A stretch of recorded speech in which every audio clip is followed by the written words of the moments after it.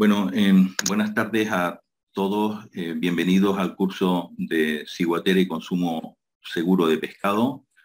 En primer lugar, mi agradecimiento a los traductores que van a participar en el curso.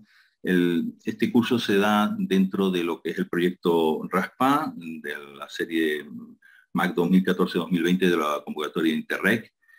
Y bien, lo primero que quiero hacer es presentar ligeramente el curso. Bueno, el curso Ciguatera y Consumo Seguro de Pescado está orientado a la participación de muchos técnicos superiores. Disculpen el que hayamos tardado un poquito más en empezar, pero realmente va a ir seguido de traducción simultánea, y a pesar de que hemos hecho bastantes esfuerzos en conseguir que esté todo preparado para iniciar hoy el curso, sin embargo es un sistema que tiene algunas pequeñas intríngulis y por eso hemos quizá tardado unos minutillos en poner el esfuerzo que este curso nos ha supuesto y que el apoyo que hemos recibido para poner en marcha este sistema a través fundamentalmente pues del apoyo de CETESIMA, pero también de la empresa Técnicas Competitivas, que nos ha permitido pues ultimar todos los detalles para que todo el mundo pueda hacer el seguimiento del curso esperemos que sin mucha dificultad. También, por supuesto, quiero agradecer, en este caso, después de haberles dado ya la bienvenida, a todos los socios del proyecto, que son los que han seguido empujando para que esta actividad se finalizara y sea el comienzo de un sistema alternativo de participar en darnos información entre los propios socios del proyecto. Les quería, antes de entrar ya en el fondo de la cuestión, pues darles un par de normas de funcionamiento durante el curso. Por un lado, os pedimos que no se encienda el micrófono salvo que vayamos a intervenir directamente con alguna pregunta. También os pedimos que no se ponga la cámara a funcionar, porque aunque el sistema lo soporta suficientemente, no tendríamos problema ninguno en que todo el mundo esté con la cámara encendida. Sin embargo, alguna conexión particular puede tener dificultades para mantenerse en el sistema, y por ese motivo pues os pedimos también que la cámara esté apagada. Si alguna persona entre en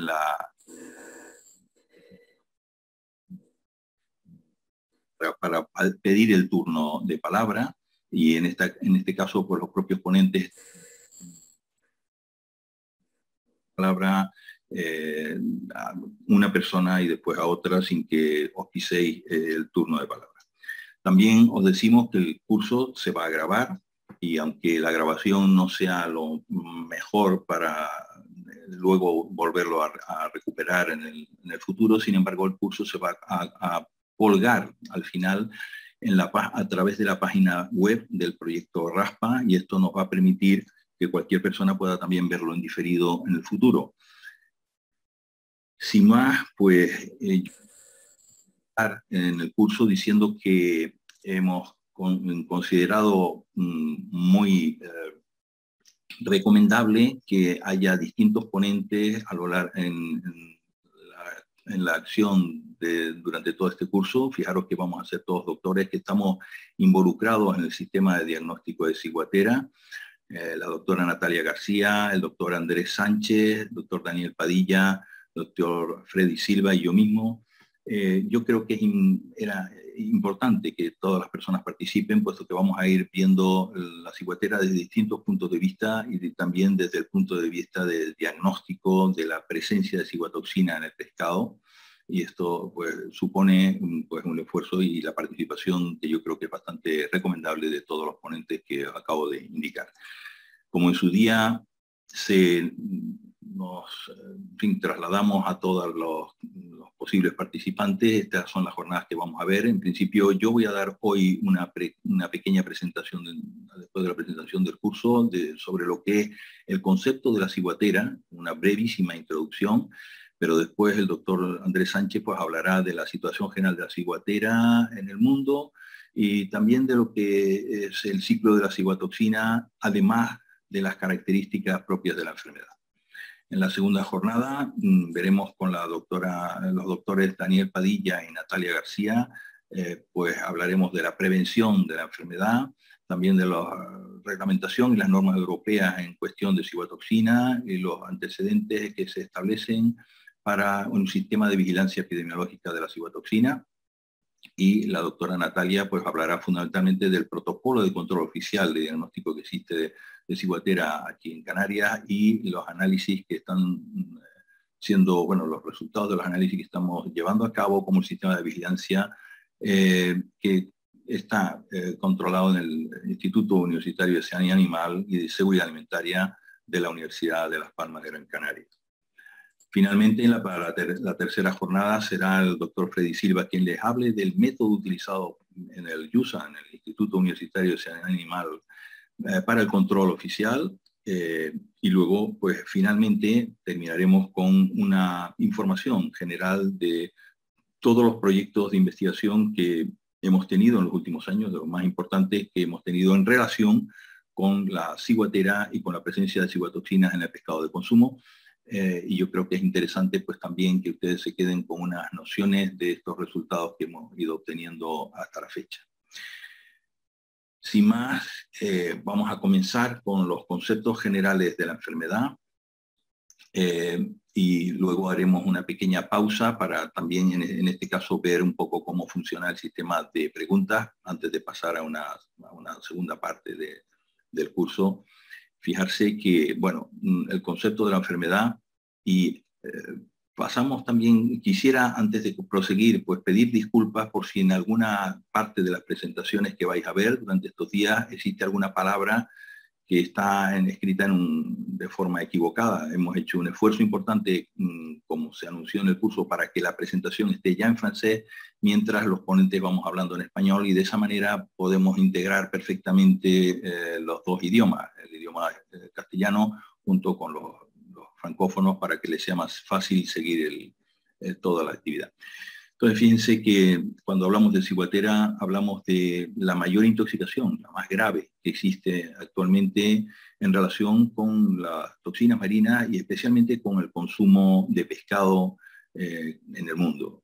Prácticamente cada año entre 50.000 y 200.000 personas sufren la intoxicación cada año, y podemos decir que fundamentalmente personas que están ubicadas en zonas del mundo de latitudes tropicales, pero no exclusivamente, porque en los últimos años, como ha ocurrido en Canarias, otras zonas del mundo de latitudes más bien subtropicales se encuentran también afectadas o han sido afectadas también por la enfermedad, y esto nos hace pensar en que están habiendo pues cambios, estos cambios propios del clima nos están afectando a todos también, incluso en este caso al agente causal de esta enfermedad.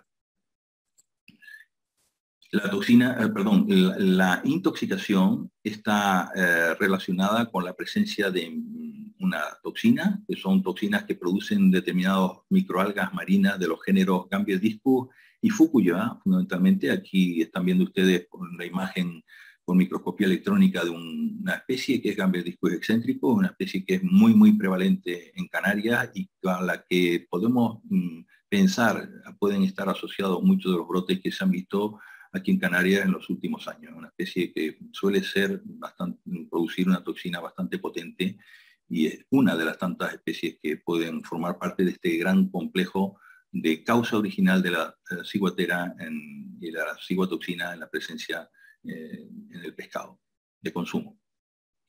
Bueno, la consecuencia final de la toxina en medicina humana pues va a ser la aparición de una sintomatología que puede estar relacionada, por un lado, se presenta desde entre 10 minutos y 24 horas después del consumo de pescado, y se caracteriza por la aparición de un cuadro, primero gastrointestinal, que fundamentalmente coincide con vómitos, diarrea, dolores cólicos muy acusados, un cuadro circulatorio muy potente también, que coincide sobre todo con mucho agotamiento, cansancio y bajada de la tensión, y finalmente una sintomatología de tipo neurológico que, es bastante compleja y se puede iniciar con pequeños signos de hormigueo y otros signos más potentes que van apareciendo al final. En algunos casos puede haber mortalidad. Nosotros no conocemos muertes aquí en Canarias, al menos que estén reconocidas y recogidas por los servicios oficiales, pero en otras zonas del mundo se dan casos de mortalidad que pueden estar entre el 12% y el 1 por 1000 de las personas que se intoxican y que fundamentalmente mueren por una parálisis respiratoria.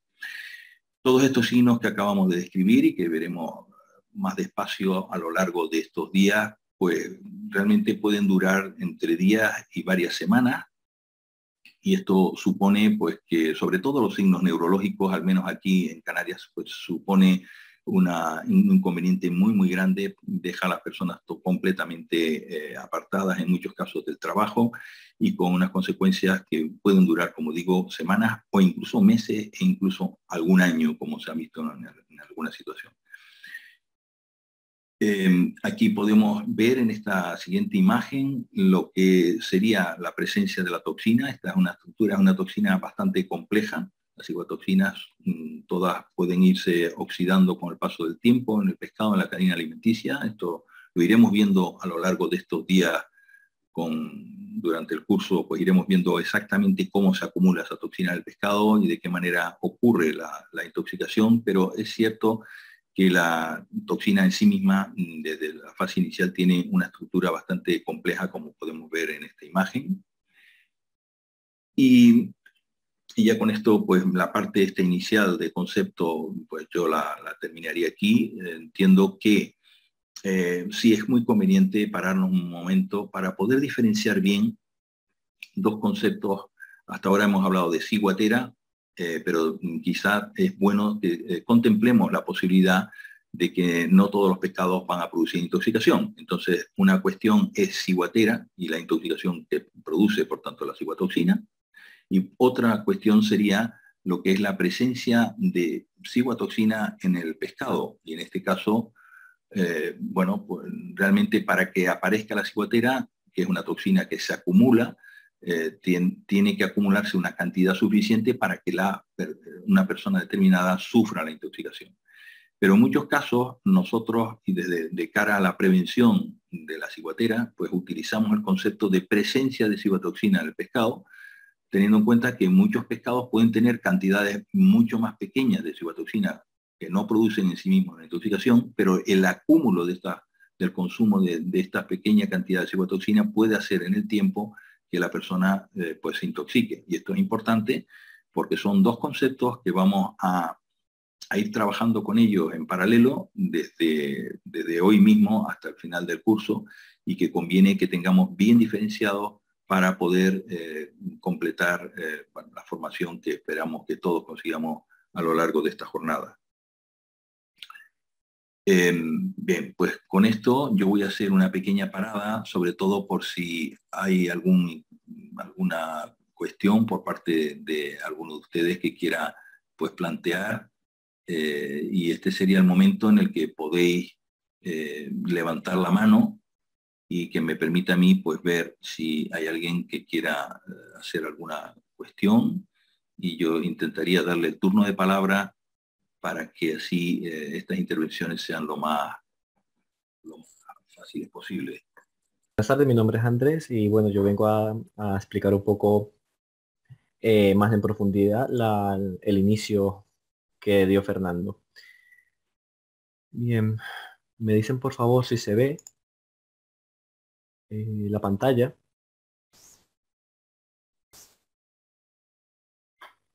Se ve, Andrés. Se ve, vale. Bien, un momento, el puntero también, ¿verdad? Ok. Pues un momento, por favor, que organizo esto para poderlo ver bien todo un poco entre todo de la misma pantalla. Bien, si no hay ningún problema con la visualización, comenzaría.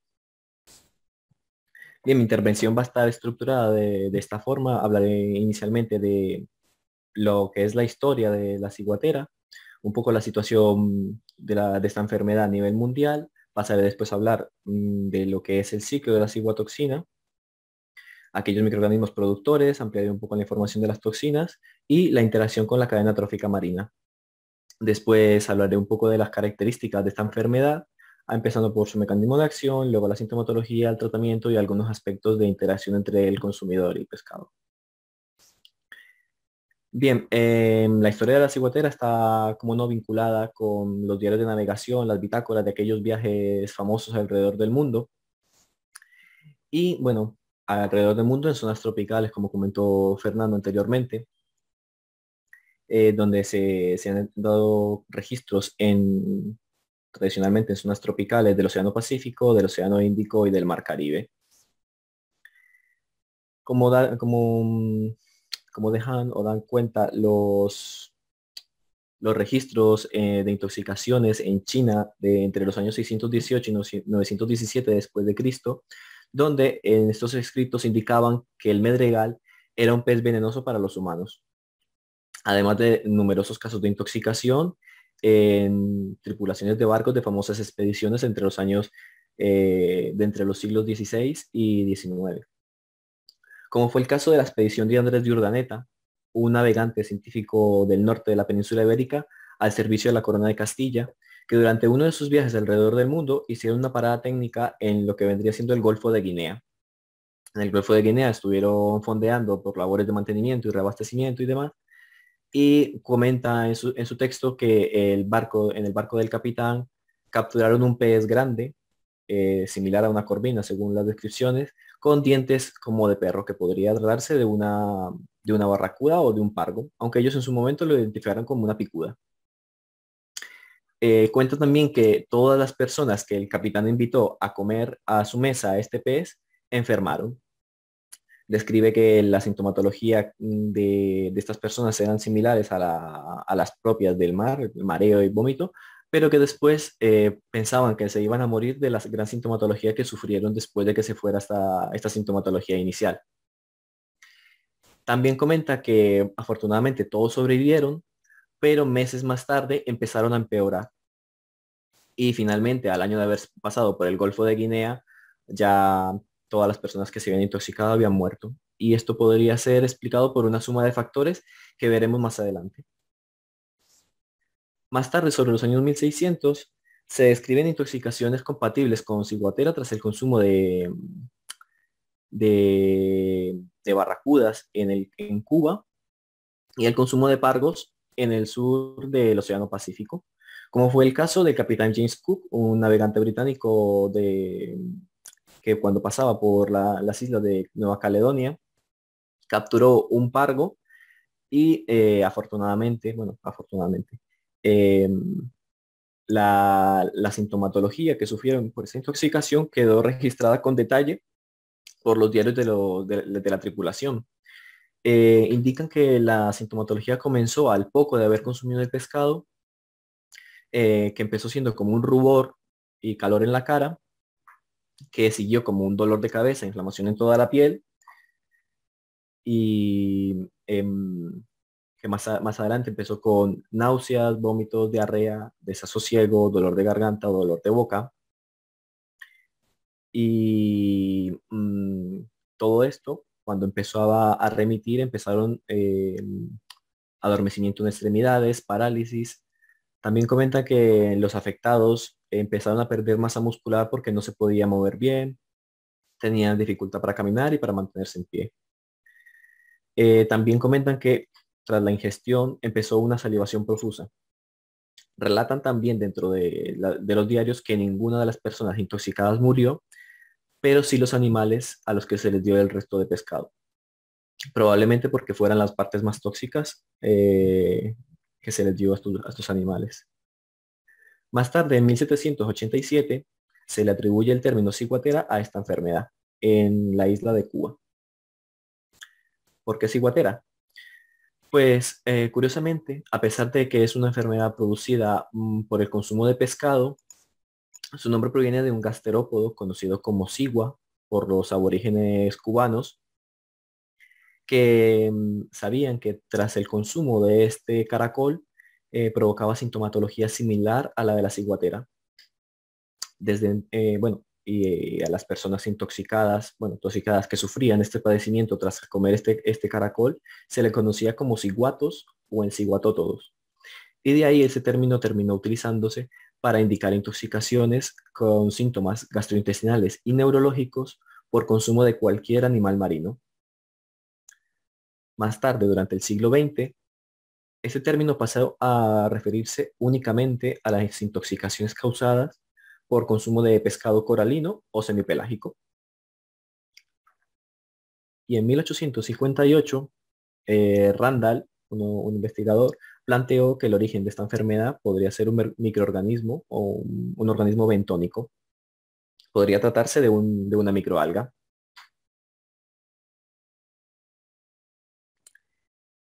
Bien, luego vinieron Yasumoto y colaboradores que en 1977 identificaron el dinoflagelado productor de ciguatoxinas. En un principio lo identificaron como un género y especie diferente al que conocemos hoy en día. Pues en 1979, Adachi y Fukuyo eh, identificaron la microalga productora de ciguatoxinas recolectada en las Islas Gambier. De ahí el nombre del género Gamberdiscus. Y lo encuadraron dentro de una única especie como Gamberdiscus toxicus.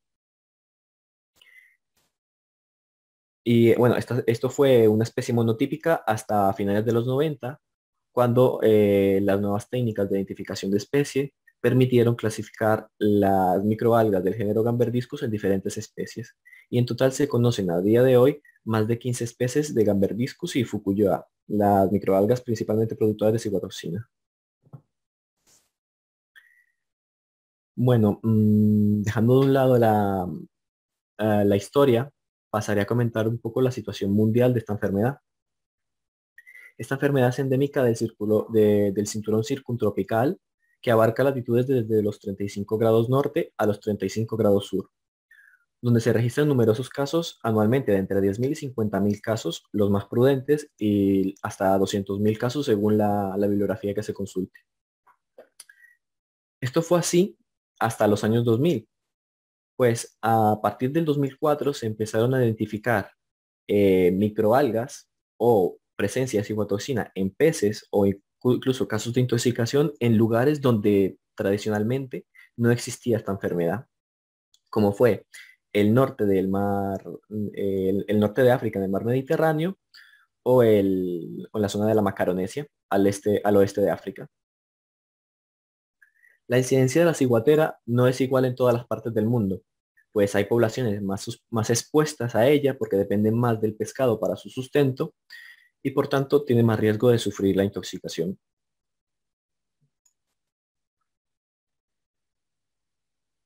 Bien, en esta diapositiva vemos representadas las incidencias por cada 100.000 habitantes en aquellos lugares donde la enfermedad es endémica. Podemos ver que la mayor incidencia registrada es en el Pacífico Sur, con 194 casos por cada 100.000 habitantes, un número bastante más alto que la segunda zona con un mayor número de casos, que es el Caribe. Y este número baja a 30 en el caso de Australia. Luego ya el resto de lugares endémicos de la enfermedad son bastante más bajos. Podemos ver que Canarias, que es una enfermedad recientemente instaurada en nuestras islas, tiene una incidencia de 0,47 casos por cada 100.000 habitantes. Es una incidencia realmente baja, pero esto hay que tener en cuenta que es obtenido de un histórico de solo 10 años. Además de que aquí se tiene un sistema que garantiza el consumo de pescado libre de ciguatoxinas. Bien, aquí en rojo vemos la incidencia de la ciguatera en lo que sería la Europa continental.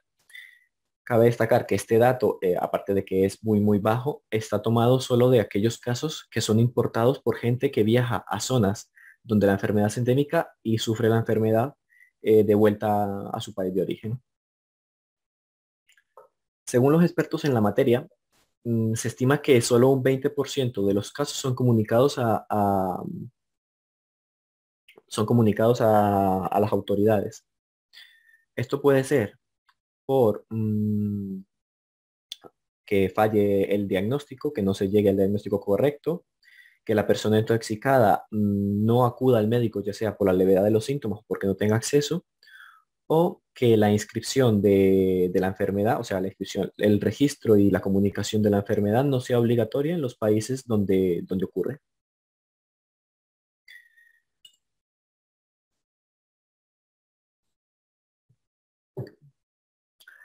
¿Esto qué implicaría? Pues que el dato real sería mucho mayor.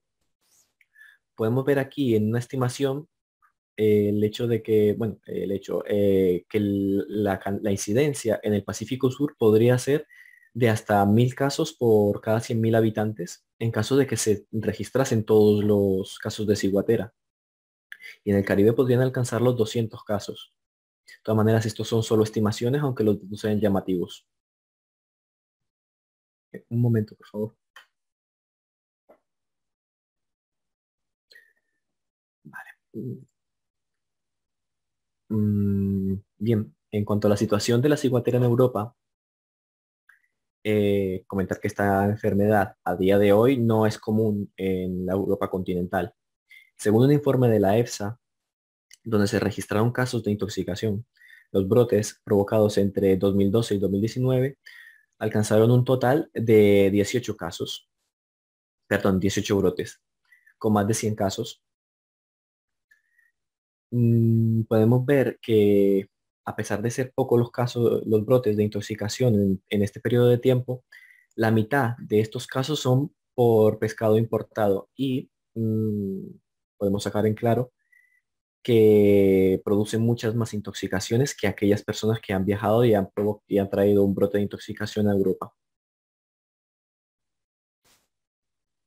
En el caso de las regiones europeas tropicales y subtropicales, donde la enfermedad sí que es endémica, como son las islas francesas del Caribe o las del Índico, las islas portuguesas o las islas españolas, como las Islas Canarias, la incidencia puede ser un poquito, aparte de que es mayor, hay mayor número de brotes. En estos casos sí que alcanzan o superan el centenar de personas afectadas, pero aquí podemos sacar un poco a relucir el hecho de que en Canarias, a pesar de ser una enfermedad relativamente nueva, que llevará poco más de una década, eh, ha contado con 77 personas intoxicadas en este periodo de tiempo, que es prácticamente el mismo número de personas que han causado estos 10 brotes en toda Europa. Uy, perdón. Sí. Bien, en España, al igual que en el resto de Europa, lo que sería la España continental, los casos de ciguatera son anecdóticos, todos relacionados con personas que han viajado al extranjero y han vuelto y han sufrido la enfermedad aquí. Hasta el 2004, cuando se presentó el primer brote de intoxicación en la Macaronesia, concretamente en las Islas Canarias, por el consumo de un pescado capturado en aguas entre el archipiélago de Madeira y el archipiélago de Portugal, de Canarias. Más tarde, en 2008, ocurrió el primer caso de intoxicación en Madeira, en las Islas de Madeira, también por consumo de pescado local. Y desde entonces, los casos de ciguatera en Canarias se han ido sucediendo hasta un total de 20, afectando a más de 100 personas.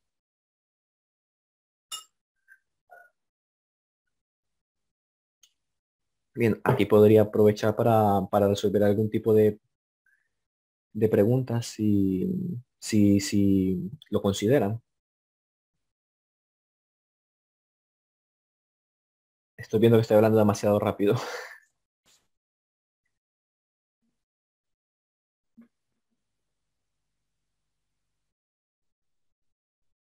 Bueno, si no tienen ninguna pregunta ni por chat ni pidiendo la palabra, continuaría.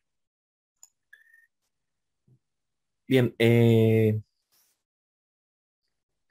cuanto al origen de esta enfermedad, ¿vale? El conocido ciclo de la ciguatoxina, esta enfermedad, como ha comentado Fernando, tiene su origen en una toxina producida por una microalga que vive en la superficie de las macroalgas y los corales de las que se alimentan los peces herbívoros de arrecife.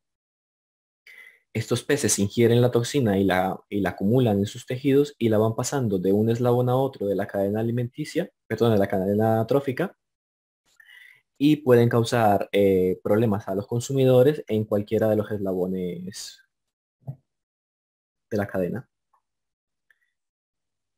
Bien, estas toxinas son producidas inicialmente por microalgas de dos géneros, del género Gamberdiscus y del género Fukuyoa.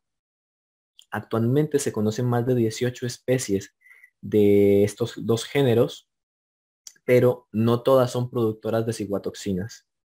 Y aquellas que son productoras de ciguatoxinas no son igual de tóxicas entre sí. La bibliografía nos habla de las especies más tóxicas como el Gamberdiscus excentricus y el Gamberdiscus silve. Estas microalgas tienen una serie de características o requerimientos para su supervivencia, como es la preferencia por zonas con poca corriente, zonas protegidas donde se puedan unir a la superficie de macroalgas o de corales, donde puedan asentarse y vivir y reproducirse, y tienen sus propias tolerancias de salinidad, temperatura y profundidad. Esta serie de condiciones también se ha visto que modulan la producción de ciguatoxinas dentro de las microalgas. Bien, en este esquema podemos hacernos una idea de las ubicaciones de estas microalgas en un litoral costero. Vemos que las microalgas tienen preferencia por aquellas zonas donde la marea, la corriente, no las elimina, no las lava de la superficie de las rocas o las macroalgas donde están asentadas. Por esta razón pueden existir zonas donde no se registre presencia de ciguatoxina o microalgas tóxicas a pocos kilómetros de una zona donde puedan existir casos de intoxicación por ciguatera. También se ha visto que existe una relación entre la alteración de la costa, ya sea por fenómenos naturales o por la actividad humana, con el aumento de los casos de ciguatera en la zona. Esto podría ser explicado porque estas alteraciones favorecen la dispersión de estos microorganismos hacia nuevas zonas, lo cual, además de favorecer la colonización, favorece la dispersión de la enfermedad. También es importante comentar, o que quede claro, que la presencia de ciguatoxinas en un área determinada no depende de que estas microalgas sean las más abundantes en la zona. Es decir, no es necesario que haya un bloom de estos microorganismos para que existan casos de intoxicación en personas.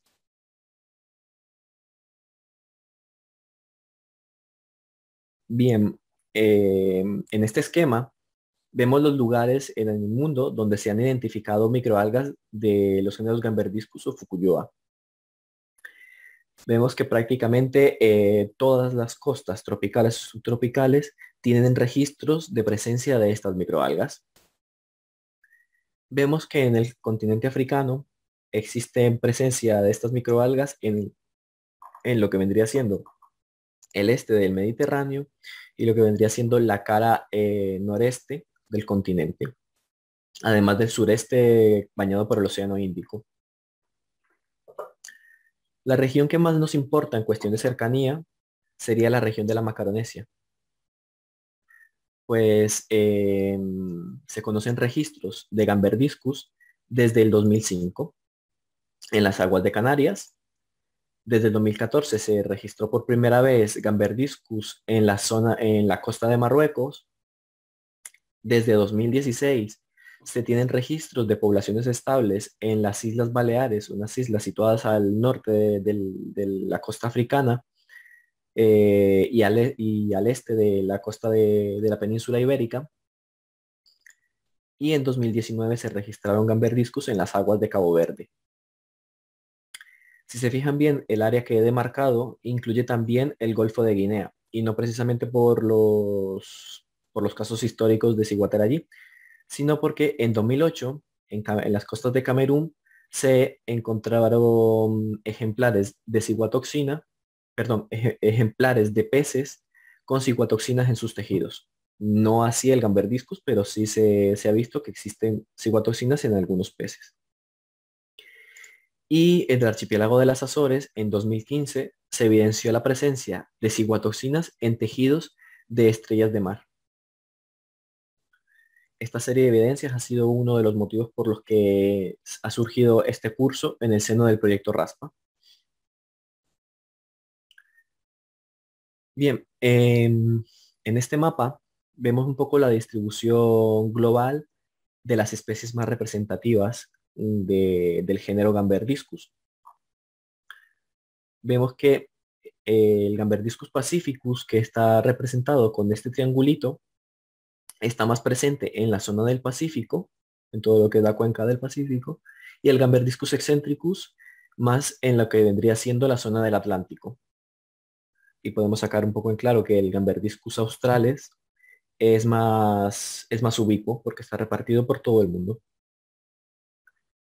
Bien, vemos que, mm, que aunque en la imagen anterior se veían numerosos registros de Gamberdiscus en la zona del Índico, aquí nos faltan.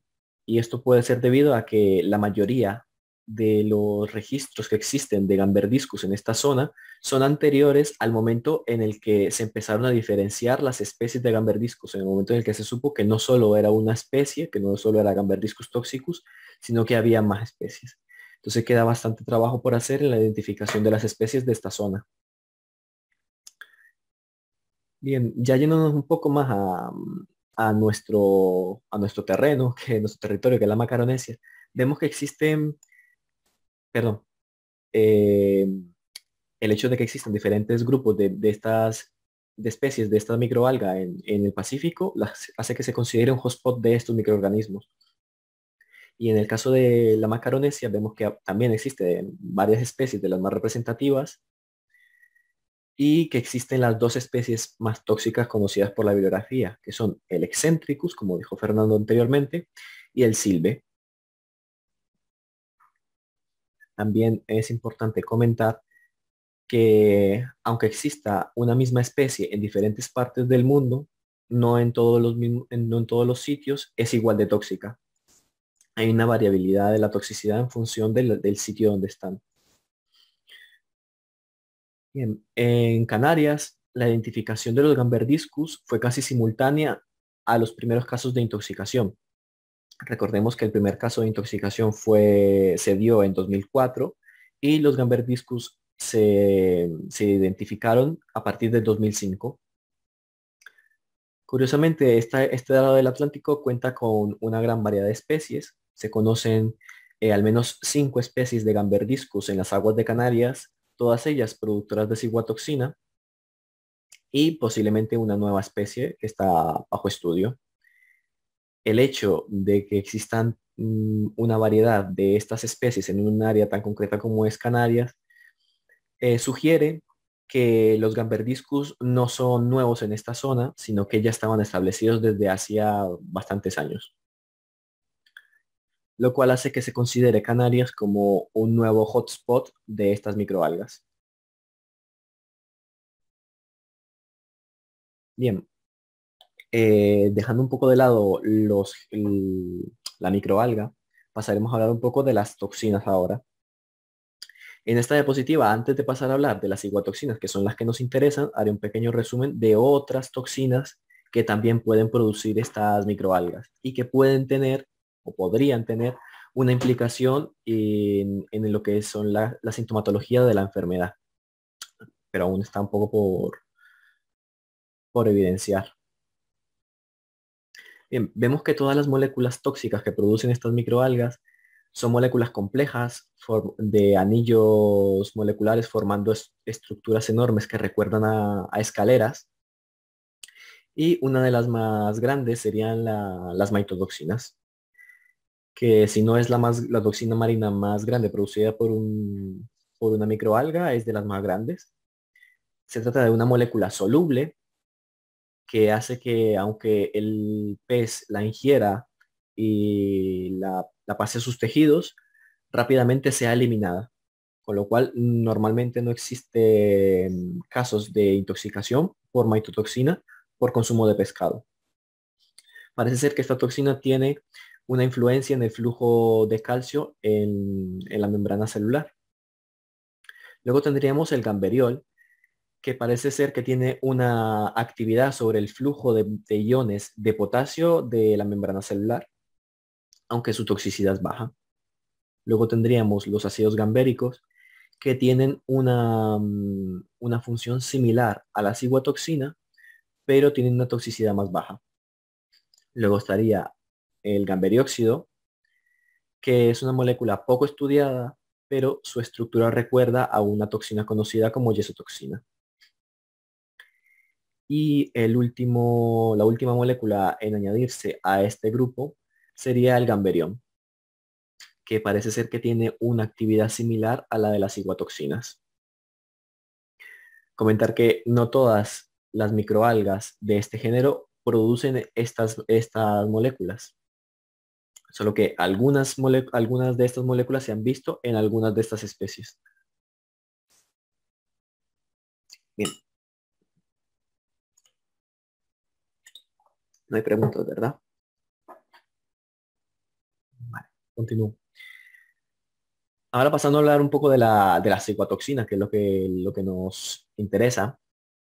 Estas moléculas también son grandes moléculas conformadas por una sucesión de anillos de éter de entre 13 a 14, formando una estructura similar a una escalera como las otras, que tienen diferencias en su estructura química y en su número de carbonos y también en su potencial tóxico. Inicialmente la clasificación que se sugirió fue en función de las zonas donde eran producidas. De esta forma se clasificaron en ciguatoxinas del Pacífico, ciguatoxinas del Océano Índico y ciguatoxinas del Mar Caribe. Actualmente se conocen más de 30 análogos de estos grupos, todos ellos con diferencias en su potencial de acción. Y si atendemos a sus características estructurales o características químicas, se pueden dividir en los siguientes grupos. Un primer grupo de ciguatoxinas del Pacífico formadas por 60 carbonos. Este grupo comprende el grupo de ciguatoxinas más estudiadas, mejor conocidas a día de hoy, donde la característica principal es que son más tóxicas cuanto más polares son. Esta polaridad puede ser debida a su paso por los diferentes eslabones de la cadena trófica marina. Lo que explicaría el hecho de que las moléculas más tóxicas de este grupo aún no se hayan encontrado en las microalgas productoras de estas toxinas.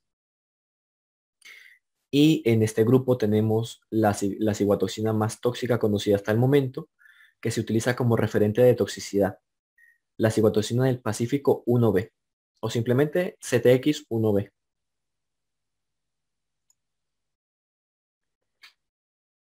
Bien. Luego tendríamos un segundo grupo, también conformado por ciguatoxinas del Pacífico, en este caso conformadas por 57 carbonos. En este caso, en este grupo, las moléculas más tóxicas no son las más polares. Y tenemos la toxina más estudiada de este grupo sería la ciguatoxina del Pacífico 3C o simplemente CTX3C. Y en este caso, la toxina más tóxica sería la 51 hidroxi-CTX3C.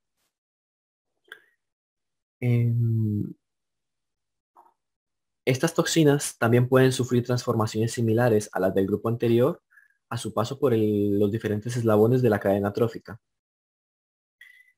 Y además comentar que se sabe que existen especies de Gamberdiscus que pueden producir una mezcla de ambos grupos de ciguatoxina. Y luego tendríamos un grupo conformado por las llamadas ciguatoxinas del Caribe y las ciguatoxinas del Índico, todas ellas conformadas por 62 carbonos. También en este caso las más tóxicas no son las más polares y también pueden sufrir cambios estructurales a su paso por los diferentes eslabones de la cadena trófica. Pero en este caso, este grupo está un poco menos estudiado, está apenas empezando o arrancando la investigación sobre este grupo de toxinas y a día de hoy no se conoce la especie de Gamberdiscus que produzca estas toxinas. No está clara todavía. Y tampoco se conocen muy bien los diferentes análogos que están por elucidar. Bien, de esta forma podemos resumir que las ciguatoxinas se pueden clasificar en función de la zona donde son producidas o de su estructura química. Sin embargo, un reciente informe solicitado por la FAO a un grupo de expertos en ciguatera considera que es más correcto clasificarlas en estos 4 grupos. Básicamente, el primer grupo sería el primer grupo de las ciguatoxinas, el segundo, el de las ciguatoxinas del Pacífico también, y dividiríamos los grupos de la ciguatoxina del Caribe en uno y las del Índico en otro. Bien, atendiendo a esto, bueno, atendiendo a la distribución, cabría esperar que las ciguatoxinas presentes en este lado del Atlántico fuesen las ciguatoxinas del Caribe. Pero la realidad es que se han encontrado ciguatoxinas de los diferentes grupos en microorganismos que van desde microalgas hasta peces, hasta grandes carnívoros, de los diferentes grupos antes mencionados. Con lo cual queda bastante por estudiar en este asunto, en esta zona de África. Bien, ¿alguna pregunta? Sí, veo algo en el chat.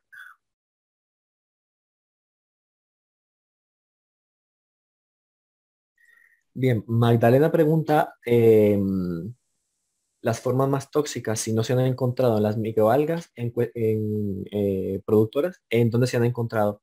A lo que me refería en esta parte es que ese grupo de ciguatoxinas se sabe, digamos, las moléculas de donde, de partida, ¿no? Se sabe que son principalmente la ciguatoxina 4A y 4B, las que producen la microalga, y se va transformando esa ciguatoxina 4A y 4B en otras ciguatoxinas cuando va pasando por los diferentes eslabones de la cadena alimentaria, pasando por los herbívoros, los omnívoros, hasta llegar a los grandes carnívoros.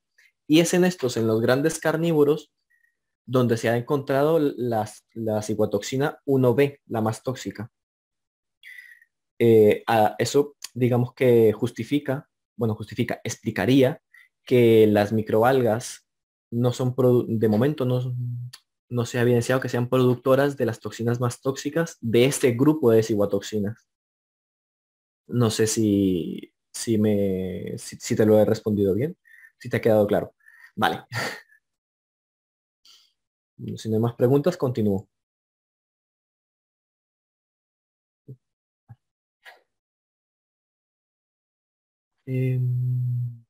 Bien, en cuanto a la interacción con la cadena trófica marina, se sabe que actualmente existen 400 especies de peces que se han visto involucradas con brotes de ciguatera en todo el mundo, lo cual ha motivado diferentes listados de especies potencialmente problemáticas en aquellos lugares donde la enfermedad es endémica para intentar proteger a la población. Estas especies comprenden principalmente grandes carnívoros de arrecife, como son las barracudas, los medregales, las morenas, los meros y los pargos. Todos ellos grandes carnívoros que alcanzan un gran tamaño y son bastante voraces. Pero es que los peces herbívoros también pueden acumular niveles de ciguatoxina suficientes para causar intoxicaciones en humanos. Los más frecuentemente involucrados en intoxicaciones son los peces de la familia de los lábridos, los peces de la familia de los peces loro y los peces cirujano. Estos son peces o familia de peces grandes devoradores de material vegetal y rascadores de roca. Y también incluso comen crustáceos, lo cual hace que acumulen cierta cantidad de toxina, aunque sea poco tóxica, que sea suficiente para causar intoxicación en personas.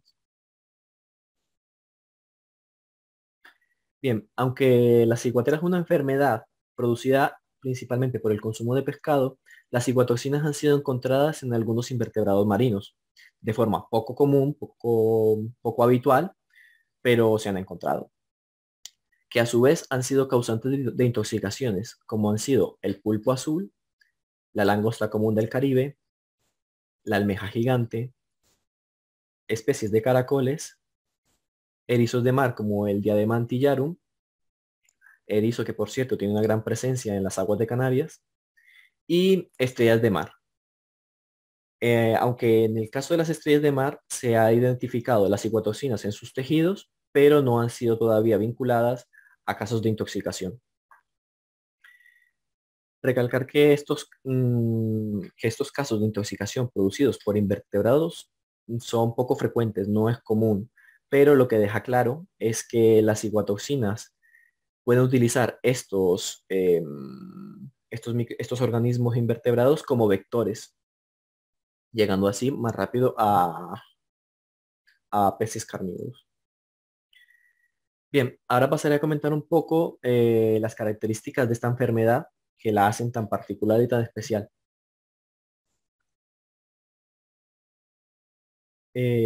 Comenzando por su mecanismo de acción, ¿vale? Se sabe que estas moléculas, una vez entran dentro del pez, son rápidamente absorbidas por el intestino y distribuidas en los tejidos del pez. Sin embargo, el periodo de tiempo que pasan estas moléculas en los tejidos de los peces varía mucho en función de la especie. Así, algunos pocos estudios han demostrado que la retención en algunas especies involucradas en intoxicaciones, la ciguatoxina permanece unos amplios periodos de tiempo en sus tejidos, como es el caso de las morenas, los meros y los pargos. Bien, esta toxina tiene la capacidad de unirse a los canales de sodio voltaje dependientes de las membranas celulares. Estos canales normalmente están cerrados y la función de la ciguatosina es que al unirse provoca una apertura del canal, lo cual inicia los movimientos de iones de sodio al interior de la célula. Este aumento de iones de sodio dentro de la célula lleva aparejado un incremento de movimiento de moléculas de agua a través de la membrana celular hacia el interior de la célula, lo que genera un edema, que en el caso de las células nerviosas genera interferencias en lo que es la conducción de las señales sensoriales y motoras, y explica un poco la sintomatología sufrida en función del sistema afectado. Se ha visto que esta ciguatoxina tiene la capacidad de unirse a los canales de sodio tanto en mamíferos como en peces. Sin embargo, en el caso de los peces, aún se desconoce el motivo por el cual algunos pueden acumular grandes cantidades de toxina en sus tejidos, tanto peces herbívoros como carnívoros, sin sufrir sintomatología.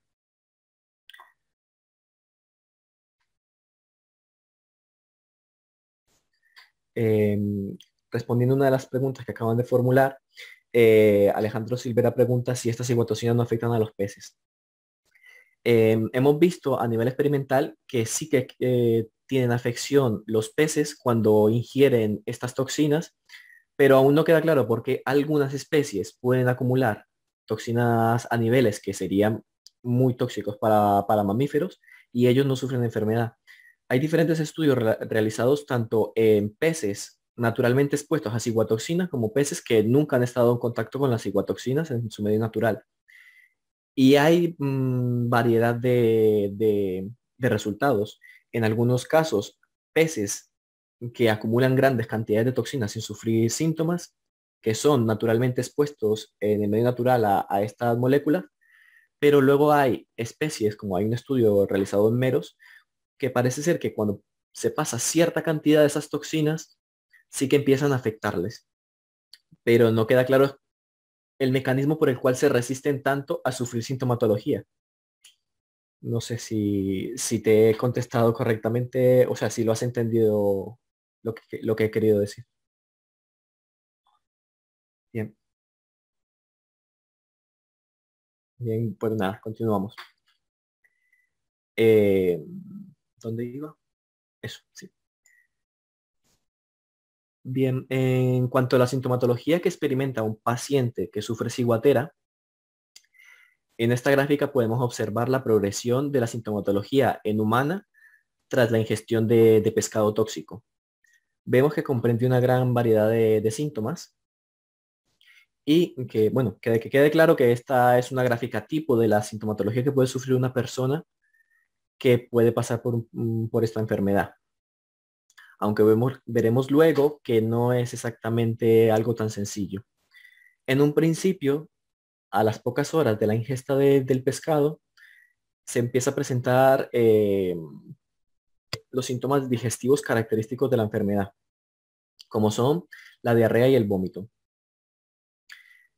que, perdón, he visto una pregunta, que a su vez pueden ir acompañados o no por la presencia de síntomas cardíacos, como puede ser una bradicardias o taquicardias, que tienden a resolverse a las horas para dar paso a una sintomatología neurológica que puede implicar dolores articulares o musculares, adormecimiento o hormigueo en las extremidades y síntomas cutáneos, que pueden resolverse en días o, como comentó Fernando, pueden incluso durar semanas, meses o años.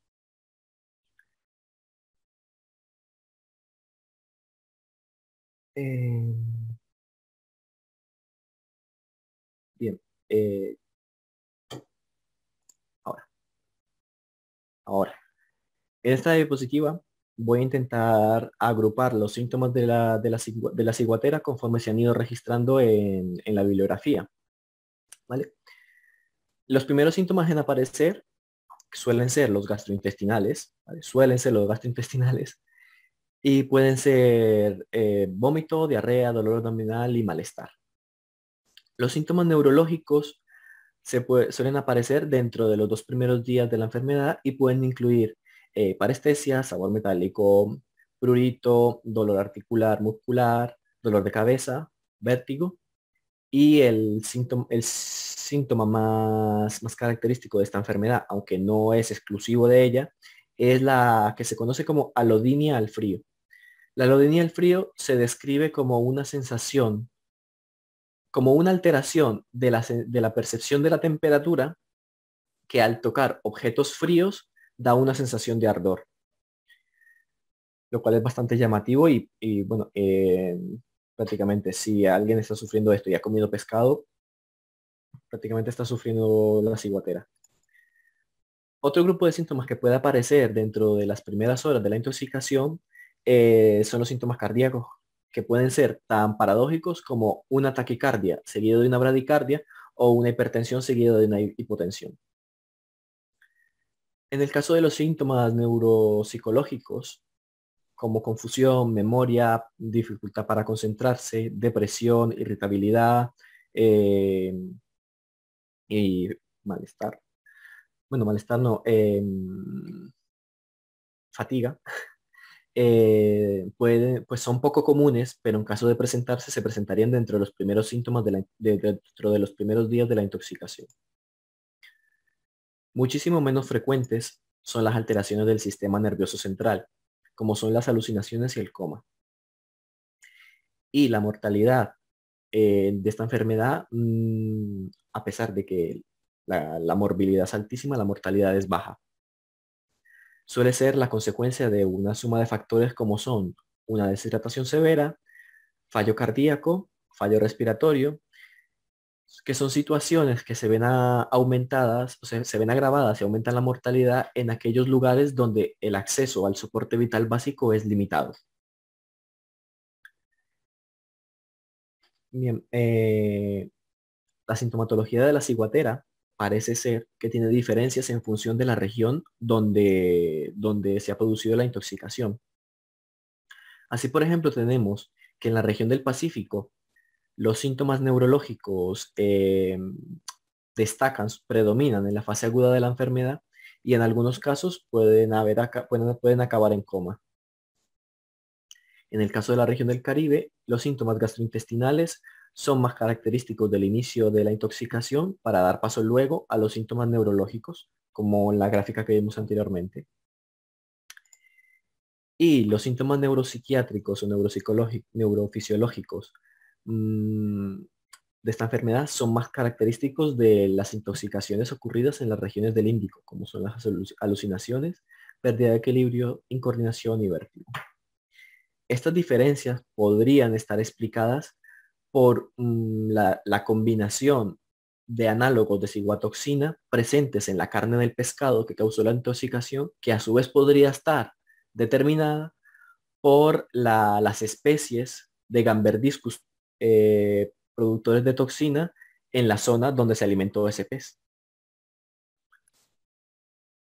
Bien, en cuanto al diagnóstico, vamos a ver que el diagnóstico puede ser un poquito complicado, pues no existe un test diagnóstico que se pueda realizar en un paciente y te diga, sí, está sufriendo ciguatera. Con lo cual, el diagnóstico se basaría en la sintomatología y en el hecho de haber consumido pescado hace poco. El diagnóstico puede requerir una especial atención en la progresión y la aparición de qué síntomas. Sobre todo en el caso de casos aislados de ciguatera, no de brotes, donde no tienes con qué otro paciente comparar. Bien, el diagnóstico puede ser un poco complicado porque si el paciente acude al médico durante las primeras horas de la enfermedad, donde los síntomas digestivos están en su punto máximo, por así decirlo, la ciguatera puede ser confundida con cualquier otra intoxicación alimentaria.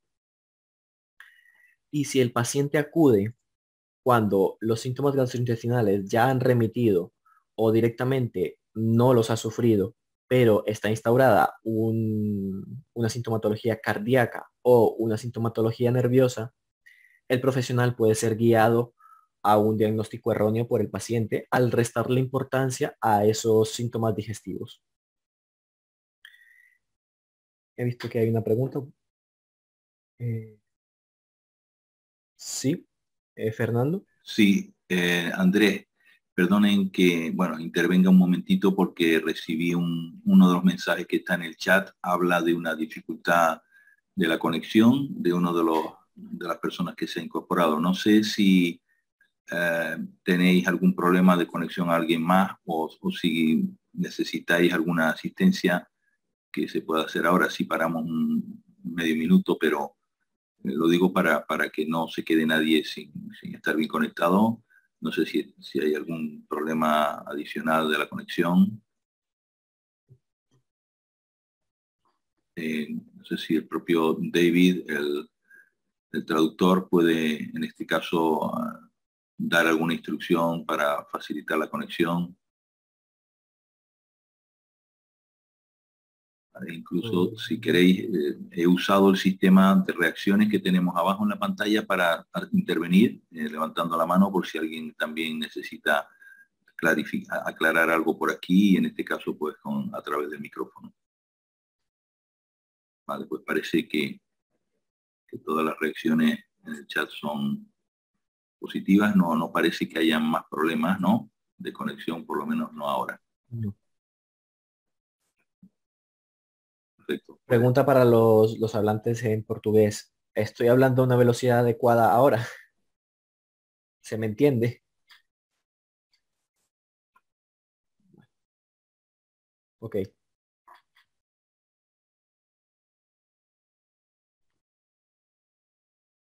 Pues nada, Fernando, si te parece. Parece que el señor que tenía problemas ya está conectado de nuevo, dice Agustín. Continúo. Sí, Andrés, sí. Vale. Ok, ¿dónde me quedé? Eso, ¿no? Sí. Que si el paciente acude a la consulta al médico cuando los síntomas gastrointestinales han desaparecido o no los ha sufrido, pero sí que tiene síntomas cardíacos o síntomas neurológicos, puede restarle importancia a los temas digestivos y conducir al profesional a un diagnóstico erróneo. con lo cual es importante un poco aparte de conocer que la enfermedad está presente en esta zona, recopilar tanto el dato de si ha comido pescado y de la progresión o de otros síntomas que pudiesen haber sido acompañados de la enfermedad. Aquí podría aportar un pequeño caso con el que nos topamos trabajando en el servicio de diagnóstico de ciguatoxina. En este caso, nosotros en el servicio de diagnóstico de ciguatoxina en el IUSA colaborábamos con un grupo de pescadores y dentro de ese Santé grupo... animale et sécurité alimentaire. Et nous avons collaboré avec un groupe de pêcheurs et il y avait dans ce groupe deux frères, c'était des frères. Y colaboraban con nosotros trayéndonos sus capturas y era un poco un feedback. Nosotros le dábamos a ellos la seguridad de que se comían un pescado seguro y a nosotros obteníamos información para un proyecto de investigación. Ellos eran conocedores de la enfermedad, de hecho fueron unos de los que se pusieron en contacto con nosotros, preocupados por este asunto de poder consumir el pescado seguro y demás.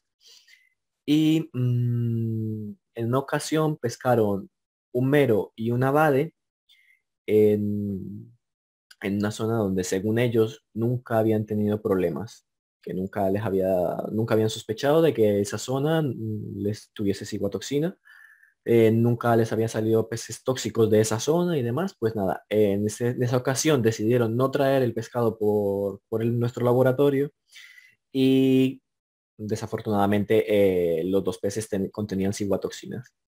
Ellos ingirieron los peces sin haber hecho el análisis primero y se intoxicaron. Ambos no experimentaron prácticamente síntomas cardíacos, pero cuando fueron al médico, síntomas digestivos. Lo que sí experimentaron fueron síntomas cardíacos, taquicardias, que ellos decían que se les iba a salir el corazón, sudoraciones, no podían dormir, dolores en los huesos, dolores en los músculos, que cuando fueron al médico, el médico no supo relacionar el asunto y los derivó a un traumatólogo. Gracias a que ellos sabían un poco de la sintomatología de la enfermedad, nos llamaron y dijeron, oye, mira, creemos que estamos intoxicados, os vamos a llevar dos muestras para que no nos puedan determinar el diagnóstico. Y efectivamente ambas muestras eran positivas, se les dio su diagnóstico, pero ellos sufrieron ¿cómo se dice? Las secuelas durante varios meses. Comentan que ellos no sintieron la conocida como alodinia al frío, pero sí estuvieron un tiempo sin poder meterse al mar porque el contacto con el agua en la piel les generaba una sensación como de calambre, como de descargas eléctricas, lo cual les hacía bastante desagradable su hobby, que era pesca submarina. Y estuvieron un par de meses bastante mal, pero bueno, afortunadamente es una enfermedad que se trata de aquella manera, pero no es mortal y ahora están recuperados. Bien, esta enfermedad también lleva aparejada un síndrome conocido como pseudoalérgico, y es que semanas o meses después de haber superado la intoxicación inicial, pueden repetirse los síntomas tras el consumo de alimentos como pollo, carne de cerdo, café, nueces, consumo de bebidas alcohólicas, hacer ejercicio o incluso el consumo de pescado no tóxico o incluso pescado de aguas continentales. Esto podría explicar de alguna manera lo que ocurrió en aquel viaje en 1520 de Andrés de Urdaneta cuando pasó por el Golfo de Guinea, que meses más tarde todos aquellos que se intoxicaron fallecieron.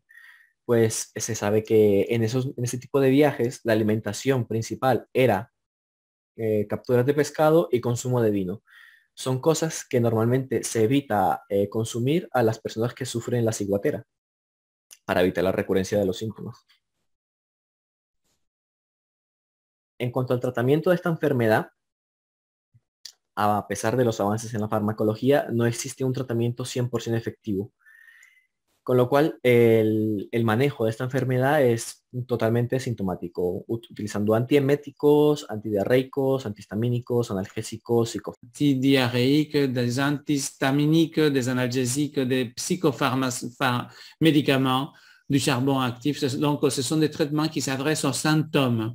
Et le traitement le plus efficace est l'administration de mannitol intraveineux dans les 72 premières heures. Se administra mannitol dentro de estos primeros 3 días de intoxicación, ya después la mejoría no se nota.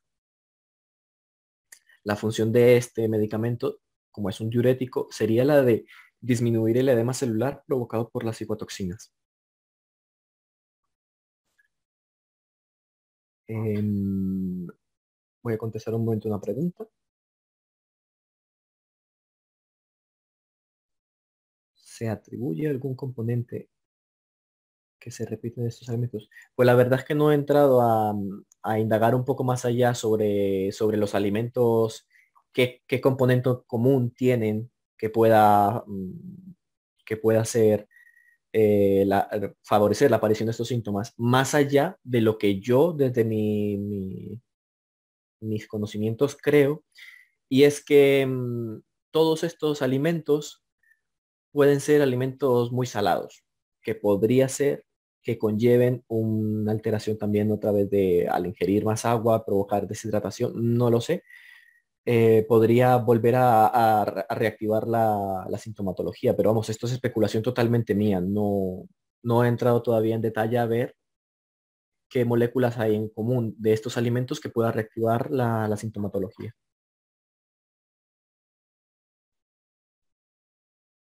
Vale, continúo.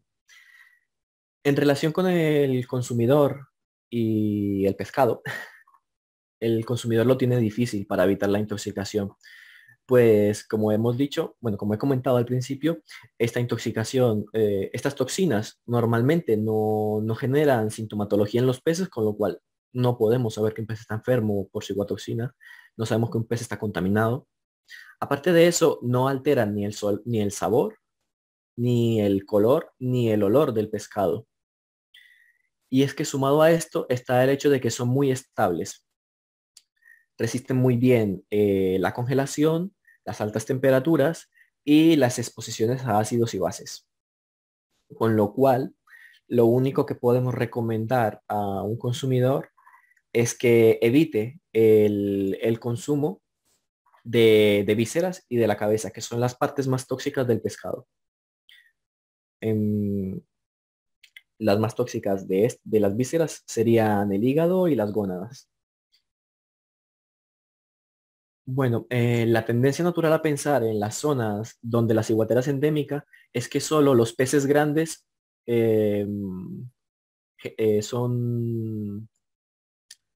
representan un riesgo alto al consumidor y tiene su lógica por el efecto de la biomagnificación y la bioacumulación. Pero es que esto ha quedado bastante entredicho con recientes artículos que dejan en claro que el tamaño y la toxicidad no es una relación directa. Y no ocurre en todas las especies ni en todos los lugares donde parece que ocurre. Dejando claro que existen más variables que pueden influir en la toxicidad de un pez, en la acumulación de ciguatoxinas en un pez, más allá del tamaño. Bueno, de hecho, en un estudio realizado en la Polinesia Francesa, donde analizaron la toxicidad de grupos de especies en una misma zona, vieron que en una especie de mero, conocido creo que como mero mármol, y un pez conocido como chopa de mar, la toxicidad de los ejemplares disminuía conforme aumentaba la talla. Es decir, bastante lo contrario a lo que se suele pensar, que cuanto más grande, más tóxico. Pero vamos, esto todavía está en estudio y motiva mucho a seguir estudiando la ciguatoxina. Y ya, bueno, por último, aunque no he comentado el tema de los potenciales tóxicos de cada una de las moléculas, sí me gustaría comentar que la Administración de Medicamentos y Alimentos de Estados Unidos sugirió en su momento unos niveles de 0,01 ppb equivalentes de ciguatoxina del Pacífico 1, que recordemos que esta es la ciguatoxina más tóxica que se suele utilizar como referencia, como un límite de seguridad, un nivel de seguridad.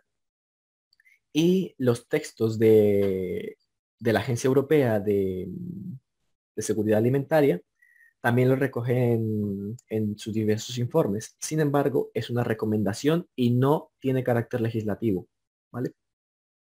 Es por eso que la FAO en 2020 califica este valor como insuficiente para, para evaluar el riesgo de intoxicación, pues habría que tener en cuenta aspectos como el tipo de consumidor, si es un consumidor que come pescado asiduamente o no, la cantidad de pescado ingerida durante el momento de la intoxicación, así como la concentración de ciguatoxinas en el pescado que se está ingiriendo.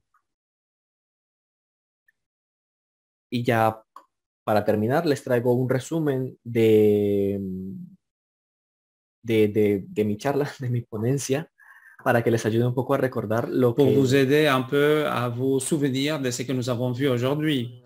Nous avons tout d'abord parlé d'une maladie presente tanto en el Océano Pacífico, en el Índico y en el Mar Caribe.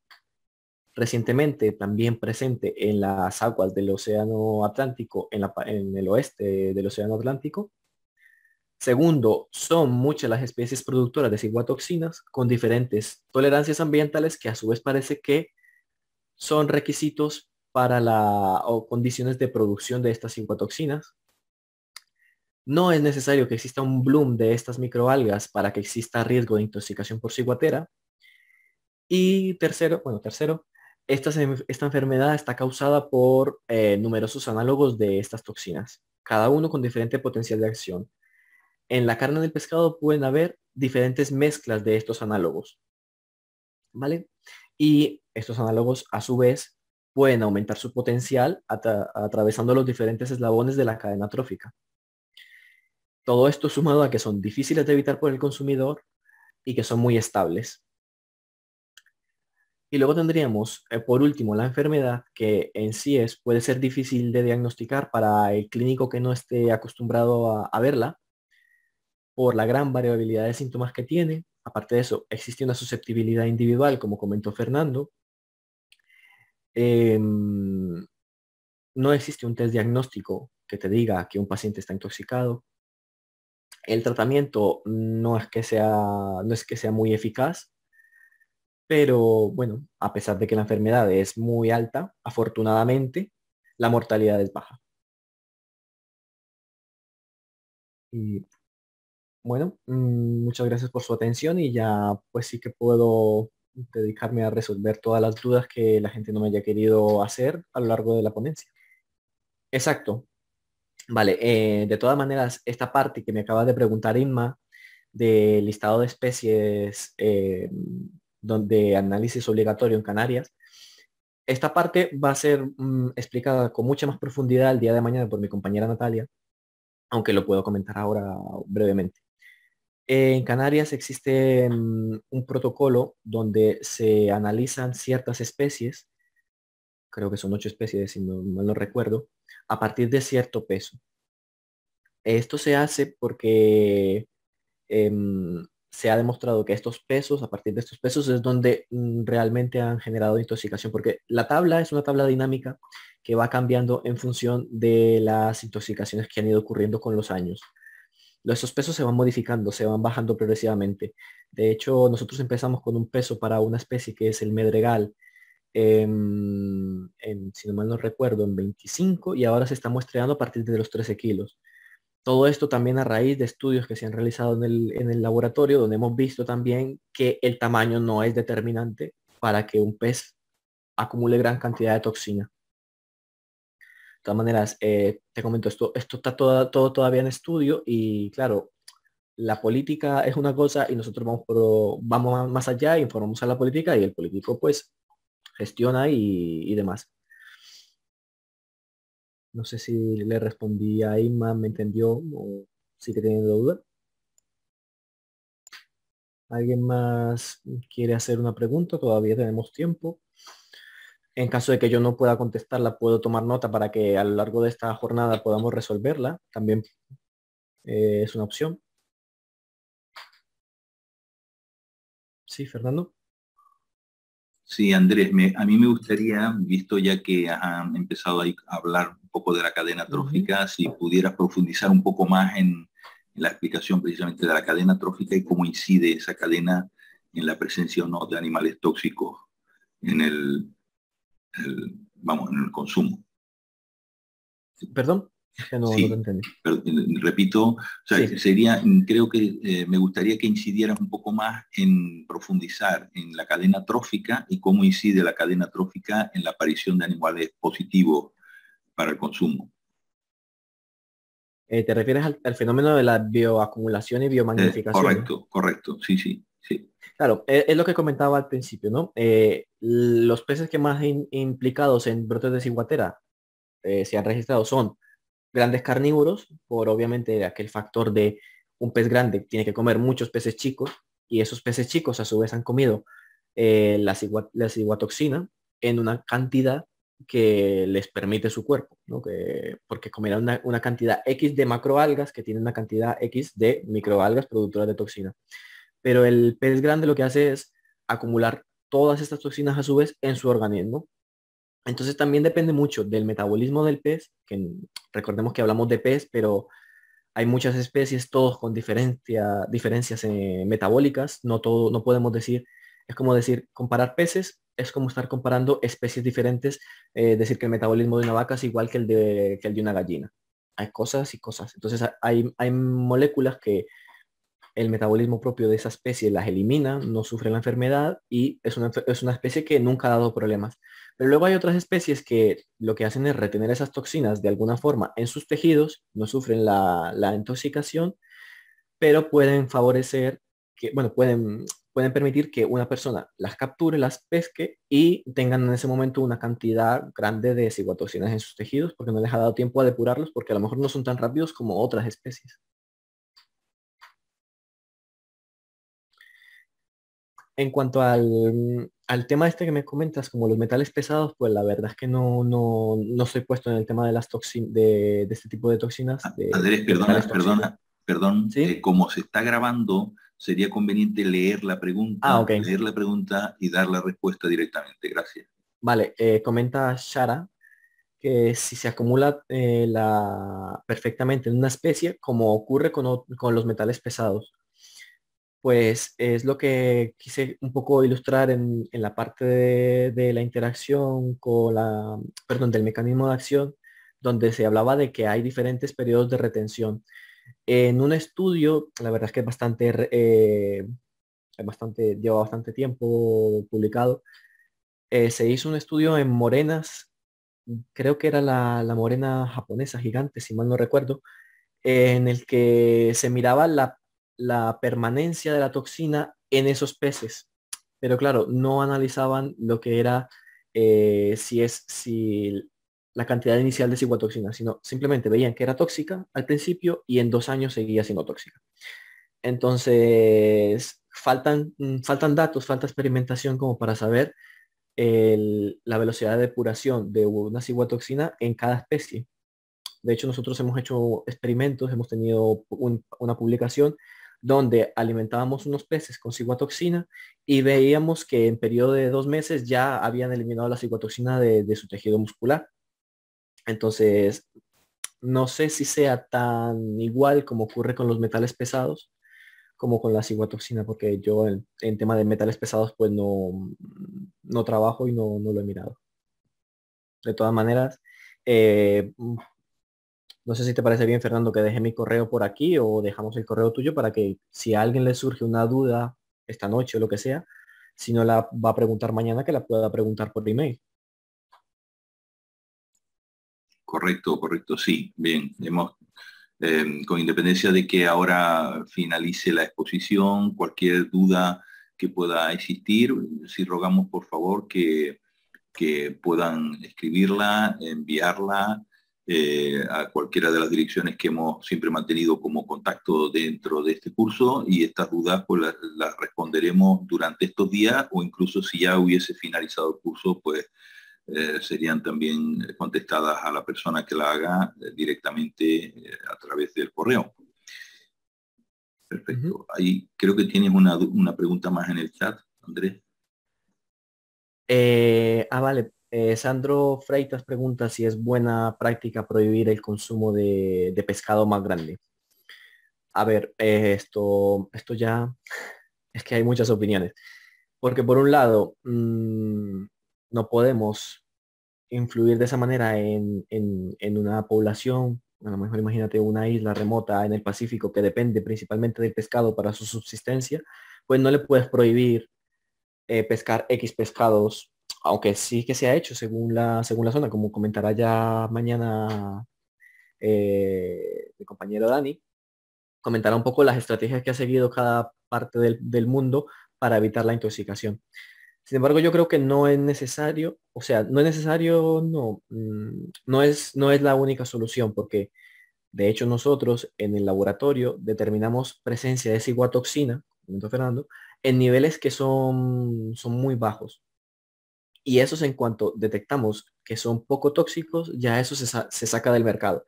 Pero eso ha permitido que los pescadores puedan vender ejemplares de mayor tamaño que sí han salido tóxicos. Perdón, han salido limpios.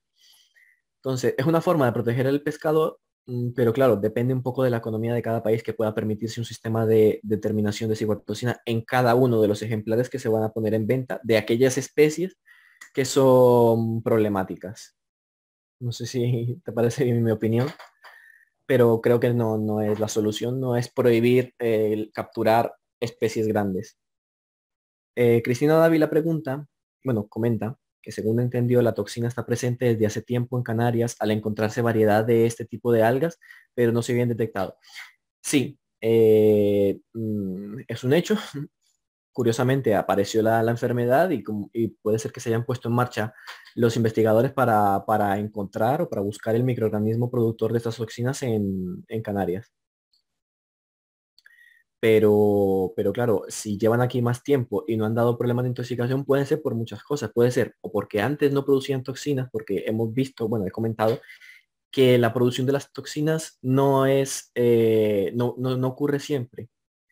Hay estudios donde han cogido microalgas, las han intentado reproducir en laboratorio, consiguen que crezcan, pero no producen toxina. Es decir, tienen como una serie de condiciones para generar ese tipo de metabolitos. Y puede ser que, esto ya es un poco especular, no hayan, existieran, pero no producieran toxina, o que directamente la enfermedad estuviese en la población, pero no haya sido detectada, porque claro, aquí mm, normalmente vas al médico y no piensas, no se te pasa por encima de tener ciguatera porque es una enfermedad de zonas tropicales. De hecho, en mucha parte de la población hay un estudio que ahora mismo no recuerdo el autor. Bueno, un estudio, un análisis que se hizo, una encuesta telefónica, perdón, que se hizo a la población para preguntarles sobre la ciguatera, si conocía la enfermedad sí o no, en qué profundidad y demás, y los resultados son bastante llamativos. El hecho de que, aunque hayan noticias sobre la enfermedad en Canarias cada X tiempo, la población aún no tiene conciencia de que esa enfermedad existe. Entonces, claro, si partimos de ahí, de que no hay un conocimiento general a nivel de cultura de esta enfermedad en Canarias, pues también podemos pensar que antes estaba, pero no la veíamos. Tienes una mano levantada de Daniel y Sí, luego 3 intervenciones también. vale.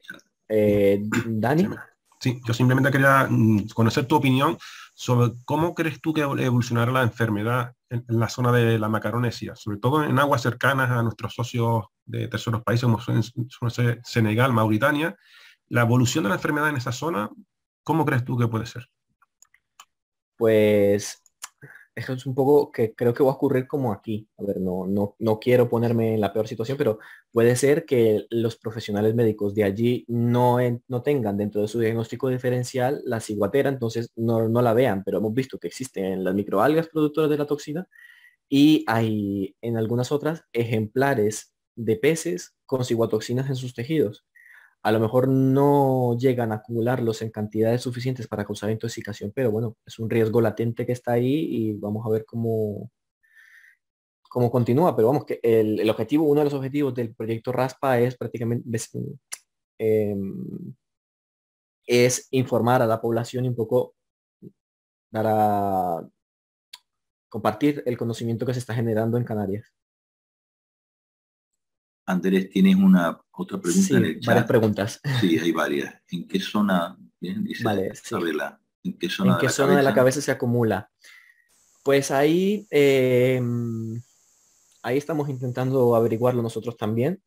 Sabemos que la parte de la cabeza es más tóxica por estudios, bueno, por estudios no, sí, estudios retrospectivos de intoxicaciones que han ocurrido en parte del Pacífico, donde a lo mejor el enfermo se intoxicó solo por consumir un caldo de la cabeza de una barracuda y sufrió mayores síntomas que su pareja y su hijo que comieron la carne. Cosas de ese estilo hacen pensar que la cabeza tiene más cantidad de toxina. Y bueno, nosotros también hemos buscado tejidos dentro de la cabeza con bastante buenos resultados, pero vamos, son resultados muy preliminares como para decir a ciencia cierta, oye, On pues ne peut sí, pas dire à 100% que dans cette partie de la Terre. pero bueno, podemos apuntar los datos de contacto y en cuanto tengamos alguna publicación ya terminado el estudio, podemos comunicarlo por ahí.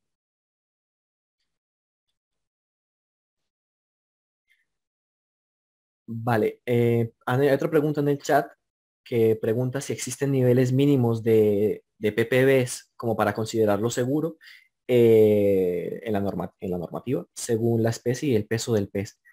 No, de hecho, con la última diapositiva que puse, eh, que hablaba de ese 0,01 ppbs equivalente de ciguatoxina del Pacífico, es solo una recomendación, pero a día de hoy no existe un límite mínimo que se haya establecido. Es decir, por eso, por el hecho de que no existe un límite mínimo regulado, nosotros desde que pillamos una muestra de pescado con toxina, ya directamente es eliminado del mercado. Porque no es como en el caso del mercurio, que hay tantos ppb de mercurio permitidos en tal. En este caso no, con lo cual queda mucho por hacer para poder llegar a un valor que, bueno, hemos visto que la toxicidad de un pez no depende de en sí el análogo que haya, sino de un poco de los cócteles de análogos que hayan, de esas otras toxinas que a lo mejor pueden estar ahí, que también producen los gamberdiscos y demás. Entonces, yo creo que el establecimiento de un nivel mínimo es a lo que estamos buscando llegar, pero todavía no hemos llegado. Te leo otra intervención que hay en el chat, Sí. Andrés. ¿Vale? Dice, no, bueno, no está, no se identifica claramente, pero es MVS, a todos dice, perdió la conexión en algún momento y solo es posible conocer si existe presencia de cibatoxina en un ejemplar de laboratorio. Es una pregunta. Vale, de esto ya hablará mucho más mi compañero Dani mañana, que hablará un poco del tema de la prevención, y Natalia también, que algo tendrá que comentar. Así que seré breve.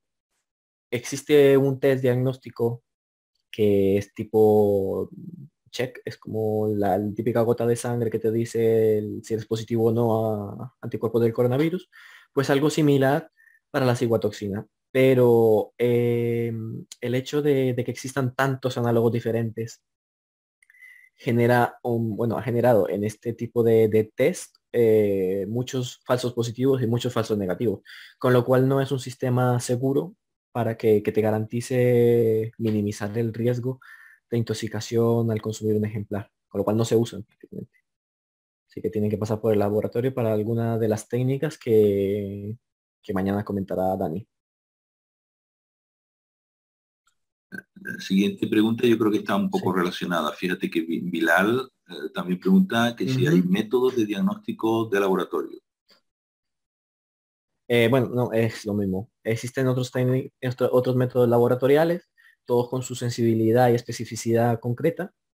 Y bueno, mañana ya Dani entrará un poco más en ellos, pero básicamente son los de siempre, el ELISA, las células, el HPLC y demás. Y Inma preguntó antes también que si creo que ha aumentado la concienciación e información de los pescadores respecto a la ciguatera. Bueno, no sé si en sí la población general, pero los pescadores sí. Por lo menos los pescadores profesionales que están todos adscritos a cofradías. Todas las cofradías trabajan con nosotros, que eso ya lo comentará Natalia. Y ellos son más conocedores de la ciguatera. A algunos les gusta más, a algunos les gusta menos. Pero claro, ya están concienciados. De hecho, ya creo que mañana Dani comentará un poco el tema de las implicaciones legales que han ocurrido aquí en Canarias en el ámbito de esta enfermedad.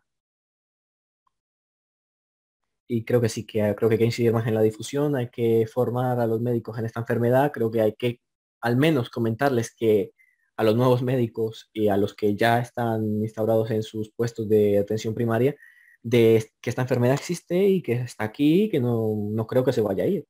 Entonces, que deberían incluirla en su diagnóstico diferencial y bueno, existen protocolos para ello. Hay una intervención en el chat de Cristina Dávila, ¿Sí? agradeciendo la charla, pero anteriormente a esa está de Isabela, a través del iPad, y dice: Canarias es típico el caldo de pescado con cabeza del mero.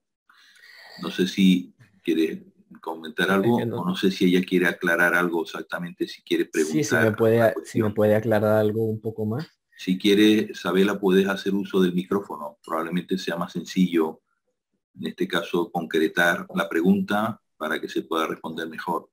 Por el tema de que la cabeza es más tóxica. Perdona, Sí, no, era porque antes había preguntado en qué parte de la cabeza se concentraba más y era por aclarar que la pregunta era por el caldo de pescado, solamente por eso, con el mero. Sí, sabemos que se hace caldo de pescado que escribí al escribir saltó más tarde. Para darte las gracias. Vale. Okay, vale. Muchas gracias. Nada. Si alguien tiene alguna otra duda. Fernando, ¿tú crees que tenga que comentar algo más? Que a lo mejor se me haya quedado por ahí. Tienes un nuevo mensaje. Tienes un nuevo mensaje de Sara. A ver, léelo si quieres en voz alta. Vale, es verdad. Dice, pregunta, si el pescado no presenta ningún signo de ciguatera, ¿el pescador no puede hacer nada al respecto? Efectivamente, es decir, los pescados que capturan, por ejemplo, los pescadores deportivos, ellos dicen, a veces, nos traen un pescado y dicen, mira, yo creo que ese tiene ciguatera porque me fue muy fácil conseguirlo. Y al final el bicho a lo mejor estaba padeciendo por otra enfermedad, alguna parasitosis, lo que sea, y fue fácil de capturar, pero era negativo. Y luego hemos tenido casos de ejemplares que en aquel momento recogíamos en las cofradías cuando eran tóxicos y nos interesaban. Íbamos a las cofradías a llevárnoslo y los pescadores decían, pero es que mira lo bonito que está, no sé qué, ¿cómo te lo vas a llevar? Eso no, empezaban a comer la bola de que, claro, esa gente que ha crecido pescándolo sin problema y de repente se les pone una normativa en el que, oye, si es tóxico se te quita por muy grande que sea.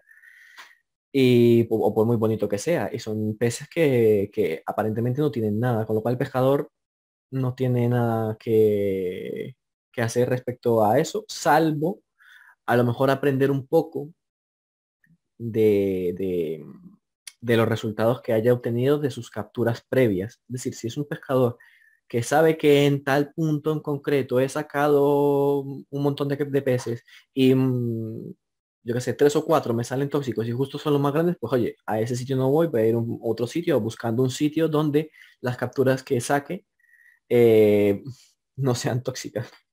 Pero vamos, eso ya a nivel personal de cada pescador. Yo creo que sí que algo van aprendiendo conforme van pescando y van viendo los resultados que les vamos dando. También hay que comentar un asunto y es que no todas las especies de peces tienen biología igual. Es decir, hay peces que son muy sedentarios, muy de vivir en una zona, que se mueven dentro de unos metros y no se van nunca de allí. Y luego hay otros peces que son más migratorios, que vienen en una época, luego se van y siguen y se van pescando en diferentes partes.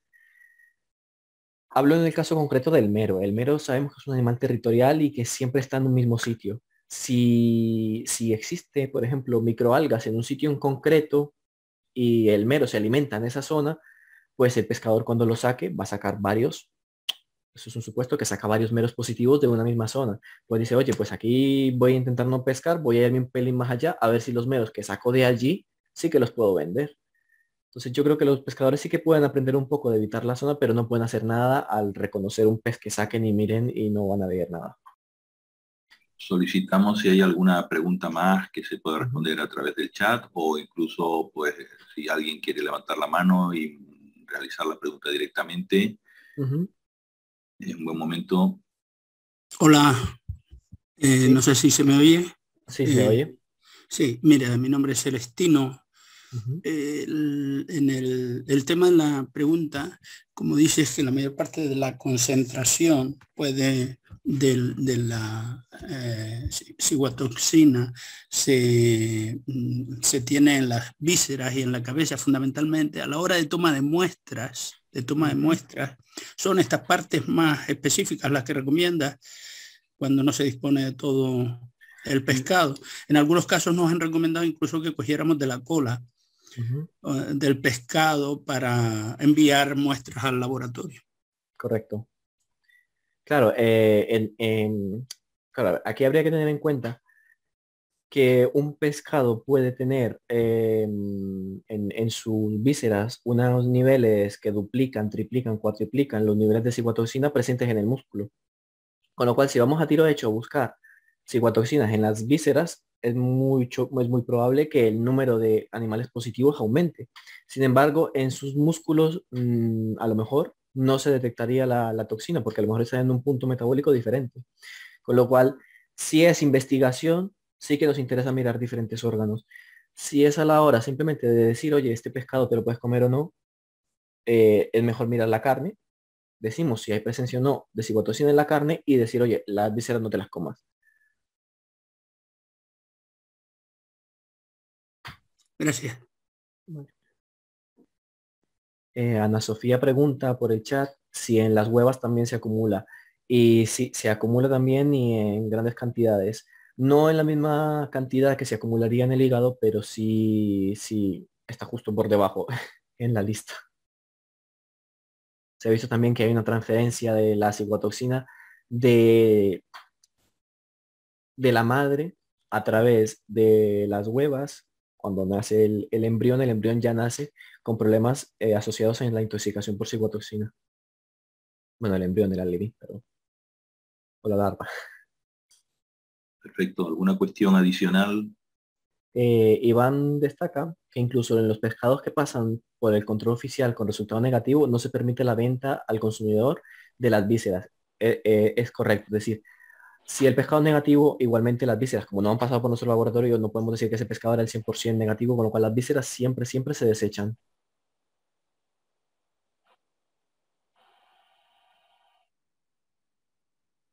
Por tanto, sí, exacto. El consumo de las huevas, como pregunta Ana Sofía, las huevas de pescado se desaconsejaría el consumo de estas especies que sabemos que han dado problemas. Vidal levanta la mano y quiere realizar una pregunta. Bon, merci pour votre présentation. Gracias por su presentación. Soy Bilal y hablo desde Mauritania. Tengo una pregunta con respecto al tipo de ciguatera y de ciguatoxina según la gravedad y según el tamaño del pescado. Perdí esa parte. Se refiere ¿a qué moléculas se encuentran en qué pescado? Es que no le entendí muy bien la pregunta. Si me la puede formular de nuevo. Oui, c'est ça. Sí, es eso. A ver, los estudios que yo he consultado para realizar el doctorado y demás, todas estas publicaciones, sí que hablan de una tendencia de un grupo de moléculas que se acumulan en unos eslabones de la cadena trófica y otros que están presentes en otros eslabones de más abajo de la cadena trófica. Pero parece ser que independientemente de que estén aquí o estén aquí, hay moléculas que están presentes en toda la cadena trófica, independientemente de la cantidad. Es decir, a lo mejor están en poca cantidad aquí, pero mucha aquí, o a lo mejor están en mucha aquí, pero poca aquí. Y la toxicidad de un ejemplar dependerá de la cantidad de toxinas que haya acumulado de diferente potencial tóxico. No sé si ha respondido la pregunta de Vidal. Oui, c'est clair. Merci beaucoup. O lo he dejado más confundido. Sí, sí, está claro. Muchísimas gracias. Vale. Ok. ¿Alguna cuestión adicional antes de cerrar la sesión? Sí, alguien pregunta también, que levanta la mano para intervenir. Adelante. Bonjour, c'est Moussa Morsa. El intérprete podría comunicar que ya puede... Bonjour, c'est Moussa Morsa, depuis Sénégal.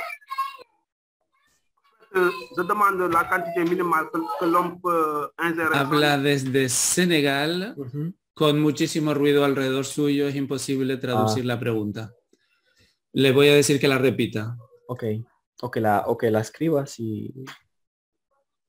Ok, excusez-moi. Je demande la quantité minimale que l'homme peut... La cantidad mínima que se puede ingerir sin que produzca problemas. La cantidad mínima que se puede ingerir es la pregunta. Claro, aquí no hay cantidad mínima que se pueda ingerir sin problema. La mínima sería 0. Porque aquí existe un fenómeno y es que estas moléculas tienen cierta afinidad por el tejido graso. No es que sean del todo 100% liposolubles, pero sí que se pueden acumular en el tejido graso. Entonces, aunque una persona consuma un pez con poca cantidad de toxina que no le genera sintomatología aguda ni nada por el estilo, sí que puede ir acumulando ciertas cantidades de toxina en su organismo, que todavía hay estudios muy en crudo de esto, que podrían sensibilizarlo a el momento en el que consuma un pescado con ciguatoxina con un nivel un pelín superior, sumado a esa sensibilización que ha tenido, y desencadene una respuesta sintomatológica superior que aquella persona que nunca ha comido esas pequeñas cantidades de toxina y a lo mejor sufrirá los síntomas más leves. Entonces, de esto era lo que hablamos también del tema de la susceptibilidad individual. Hay gente que por X motivo sufre peor la intoxicación a dosis muy bajas de ciguatoxina, y otras personas que con poco pues ya se dispara la sintomatología. Con lo cual el consumo seguro, el nivel seguro, no, a día de hoy no está muy establecido. Por eso lo que hacemos nosotros, que es eliminar todo aquel animal, que sacar del mercado todo aquel animal que presenta ciguatoxinas independientemente de su cantidad. Efectivamente, vous avez bien respondido. Muchísimas gracias por la respuesta. Gracias.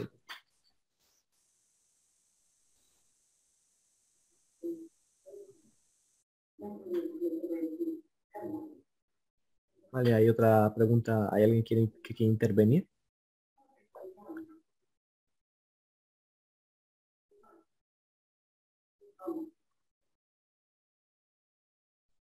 Sí, damos la palabra a Candeuk Ndiaye. Tiene que activar el micrófono. A ver si lo intentamos activar desde aquí. Ahora. Lo ha quitado otra vez.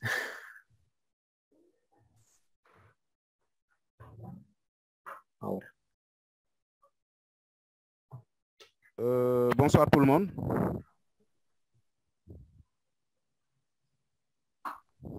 Buenas tardes a todos. C'est un grand plaisir de vous joindre. Donc, merci Es beaucoup. un gran placer escucharle, así es que muchísimas gracias, Andrés. quería felicitarle en primer lugar por su brillante exposición. Me encuentro en el norte de Senegal, en la región de Matam, y quería aportar una pregunta con respecto a la bioacumulación de cada individuo en cuanto a la duración. La duración de estas toxinas en el tejido, supongo que se refiere. La acumulación a lo largo del tiempo en cada especie. Pues eso es algo que Voilà, je voudrais savoir realmente. quel est l'impact voilà, de chaque espèce en fonction. Quería saber, Andrés, el impacto en cada especie en función de la bioacumulación a lo largo del tiempo. Pues en primer lugar no tenemos datos de la bioacumulación en cada especie a lo largo del tiempo. Esos son datos que queremos obtener en diferentes proyectos y diferentes experimentos que esperemos que prontamente se puedan hacer. Precisamente buscando ese tipo de información según las especies que realmente conviven con la toxina y ver un poco la progresión de la acumulación para ver realmente ese tipo de información que aún a día de hoy no se conoce. Porque la gran información que se tiene de esta ciguatoxina en el mundo, en el mar, en las especies marinas, son precisamente ahí, en estado salvaje. En estado salvaje no se puede aplicar condiciones de laboratorio que nos permitan conocer variables que puedan influir en este tipo de aspectos, con lo cual tenemos que irnos siempre a la experimentación. Y la experimentación animal no siempre es fácil, no siempre es posible en todas las especies que quisiéramos, con lo cual hay que empezar poco a poco. Y es un poco una de las líneas de investigación que tiene el IUSA ahora mismo. Con lo cual no puedo responder a esa pregunta como me gustaría.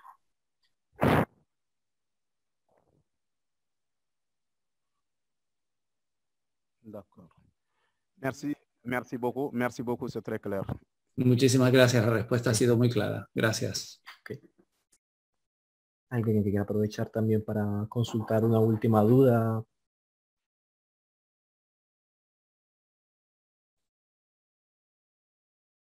O algo que no haya entendido bien, que porque a lo mejor haya ido muy rápido. Bien, pues yo creo que no hay más dudas, por lo menos no están ni en el chat ni tampoco aquí a través del sistema de audición. Sin más, les deseo a todo el mundo pues una buena tarde, un buen descanso y mañana nos veremos otra vez a las 4:30 hora de Greenwich, hora canaria. ¿De acuerdo? Muchas gracias a todos. Bueno, hasta luego. Finalizamos entonces la reunión. Gracias.